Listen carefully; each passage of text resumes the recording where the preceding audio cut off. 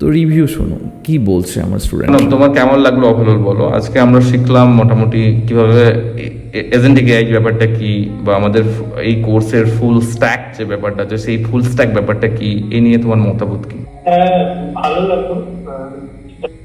পুরোটাই প্রায় বুঝেছি। তো ওকে, বুঝলাম আর কি। আমাদের মেন যেটা এখন আমাদের ফোকাস করতে হবে যে এআই ইউজ করে আমরা কিভাবে এজেন্ট বানিয়ে কাজ করবো, এটাই তো। হ্যাঁ, that is the future. Agent মানে না, আমাদেরকে মোটামুটি ভালো করে শিখতাম। ওকে, আর যেও এনি কোশ্চেন্স? ক্লিয়ার হয়ে গেছে এজেন্টিক এআই ব্যাপারটা কি, বা আমরা কিভাবে শিখতে যাচ্ছি, বা আমরা কিভাবে আমাদের নেক্সট ফিউচার কি আসছে with the help of AI, সেগুলো আমরা বুঝতে পারছি। কিভাবে কোড লিখবো, বা কিভাবে আমাদের স্ট্যাক তৈরি হবে, বা এটার সাহায্যে আমরা কিভাবে ফ্রিল্যান্সিং করতে পারি, কিভাবে আমাদের ফার্স্ট জব অ্যাচিভ করতে পারি। মোটামুটি আন্ডারস্ট্যান্ডিং হয়েছে? হ্যাঁ sir. Okay, any questions Arya? No, right? না স্যার।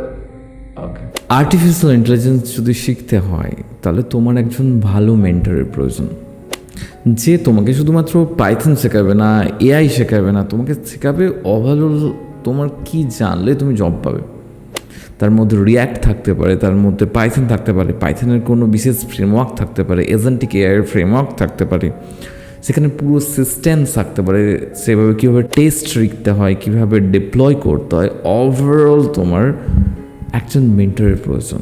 যদি তুমি একজন এআই ইঞ্জিনিয়ার হতে চাও, যদি তুমি একজন এআই এক্সপার্ট হতে চাও, তুমি যদি এজেন্টিক এআই শিখতে চাও, বা তুমি একজন ভালো সফটওয়্যার ইঞ্জিনিয়ার হতে চাও, তাহলে কিন্তু তোমাকে এই চ্যানেলটিকে তোমাকে সাবস্ক্রাইব করতে হবে, ফলো করতে হবে, আর শেয়ার করতে হবে, যাতে আমার পরের যে ভিডিওগুলো আসবে যেগুলো ইন্টারেস্টিং হবে, আমি পুরো স্টেপ বাই স্টেপ যেখানে আমি শেখাতে যাচ্ছি আর্টিফিশিয়াল ইন্টেলিজেন্স, সেগুলো তোমার জন্য কিন্তু ভীষণ হেল্পফুল হবে।